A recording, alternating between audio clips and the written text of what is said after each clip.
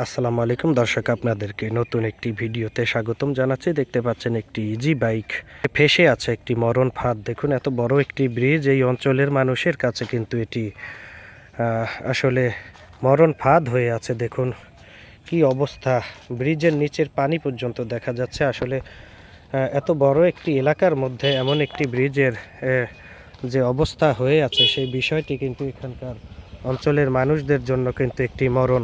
আমরা এই অঞ্চলের মানুষদের কাছ থেকে জানতে পেরেছি, তারা জানিয়েছে এখান দিয়ে নাকি অতিরিক্ত ইট ভাটায় মাটি নেবার কারণেই তাদের এই ব্রিজটি এত দ্রুত ভেঙে পড়েছে। আসলে এটি বাংলাদেশ সরকারের নজরে দ্রুত আসার জন্য এখানকার স্থানীয় বাসিন্দারা আসলে আহ্বান জানিয়েছেন। এখানে এক ভাই আপনি কি এখান দিয়েই যাতায়াত করেন? জি জি। তো এই ব্রিজটির কি অবস্থা, আপনাদের কাছে কেমন লাগে যাতায়াত করতে?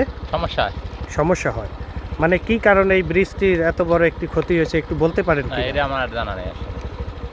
7 মাস তো হইছেই। 5-7 মাস। হ্যাঁ। এই মানে এই ভাঙার কারণ কি বলতে পারেন? কি কি কারণে ভাঙলো? কি কারণে গাড়ি ঘোড়া যায় ও আস্তে আস্তে আস্তে আস্তে ফাঁসে যা মানে ফসকে যা নাচতে তা নিচে পড়ে যাবেন লাগলে এইভাবে। এই মাটির গাড়ি না, মনে করলেন ট্রাক বেড়ে বেড়ে ইট যায়, তারপরে মাটির গাড়ি যায়, নসিমন বেড়ে বেড়ে ইট যায়, তারপরে ঘোড়ার গাড়ি বেড়ে বেড়ে ইট যায়। মনে করলেন খালি ট্রাক যায় না, তো অনেক কিছু যায়। ইটের গাড়ি হাসি ওই যে বন্ধ করে দিছি, ওই যে বাস গাড়ি দিছি, ইট যায়, ঘোড়ার গাড়ি বেড়ে, নসিমন বেড়ে, ট্রাক বেড়ে, মাটির ট্রাক বন্ধ হয়েছে মেলা দিন ধরে। এইখানে ফসকে যাওয়ার পরে মাটির ট্রাক বন্ধ করে দেওয়া হয়েছে। এটা কি আপনারা বন্ধ করছে? আমরা বন্ধ করছি। এটা কোন ইউনিয়নের মধ্যে পড়ছে? এটা হ্যাঁ? এটা ছয়ের মাঠকুড়া না নলডুবির ভিতরে পড়ছে, এটা তো বাবার ছোট জানি। ভাকলা ইউনিয়নের হ্যাঁ, মধ্যে। ছোট পাগলি নেই না। হ্যাঁ, আপনাদের চেয়ারম্যান কে? আমাকে চেয়ারম্যান আমজাদ চেয়ারম্যান। তারা কি এটা পর্যবেক্ষণ করছে? ইয়ে তো করতেছে না। এই দোয়া হয়েছে, কওয়া হয়েছে, সবার কাছে কওয়া বলা হয়েছে। হয়েছে, হ্যাঁ, বাটা লাগের কাছে বলা হয়েছে যে আপনারা মাটি নেন, ইট দেন, তা আপনারা ওই করেন 4-5টা বাটা, তাহলে কিছু কিছু টাকা দিয়ে ব্রিজটা হারিয়ে নেন। নিজে সব দিকে ঠিক আছে, রুবের কাছে ইডা ভিতরে ঢালাইও ঠিক আছে, করতে পারি যে করতে পারি। এখন ওই যে আটকা হয়েছে যে আমাকে মনে করলেন পোলাপান নিয়ে গরু বাছর নিয়ে আমাকে চলাফেরা মেলা কষ্ট হবি।